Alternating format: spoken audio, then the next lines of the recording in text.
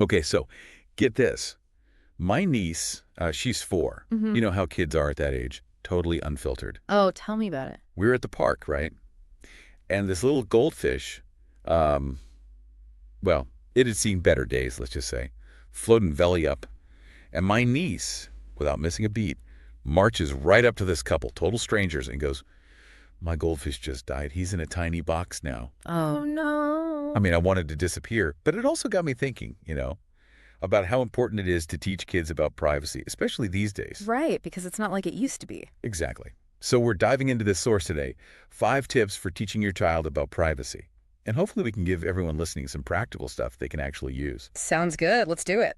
So tip number 1 is all about explaining personal boundaries, Hmm. which, on the surface seems pretty straightforward. Hmm. But when do kids actually start grasping this whole concept of my space, your space?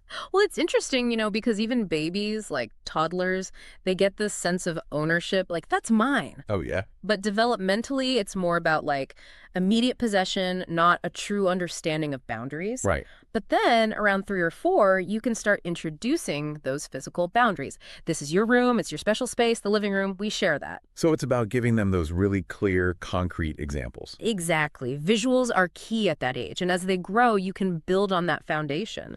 So later on, when you're talking about things like online information, you can tie it back to those early lessons. Like, remember how your room is your space? Well, the stuff you post online, that's part of your space too, and you get to decide what goes in it. Exactly. So building blocks. I like it. And that makes me think about the next tip here, which is about us, the parents. Modeling that privacy behavior ourselves. Because let's be real, we can tell kids what to do all day long, Right. but they see how we're acting. You're like little sponges soaking it all up. Mhm. So any advice for us on how to walk the walk, so to speak? It's huge because between, say, 3 and 5, that's when kids are really solidifying their sense of self.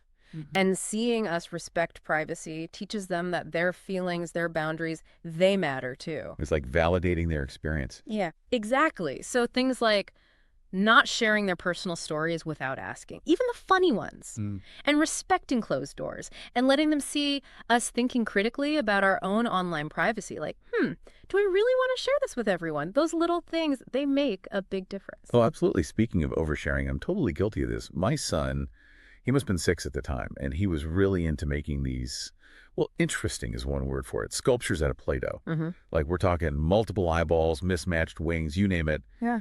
And like an idiot, I took a picture and sent it to my sister. Oh, no. Well, my son was mortified, Oh, and he had every right to be.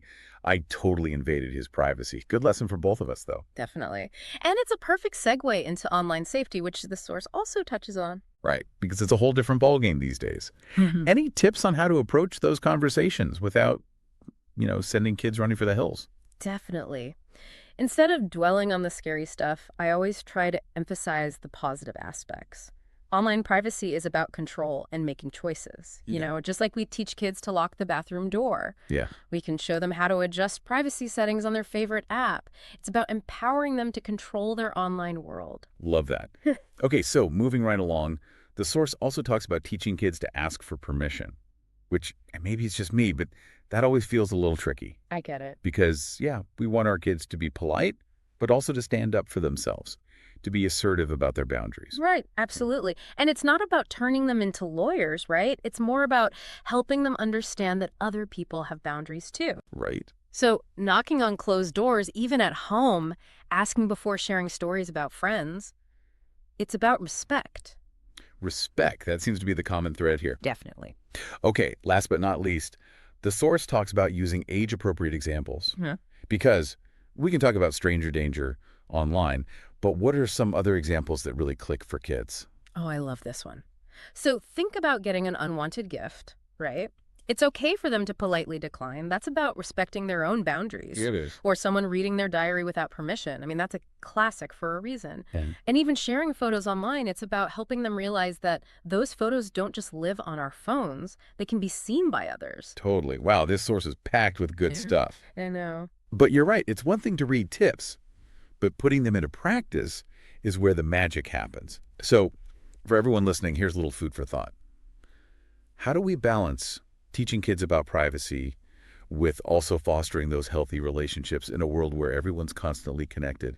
Because it's not one or the other, right? Right. It's about finding that balance. Exactly. Well said.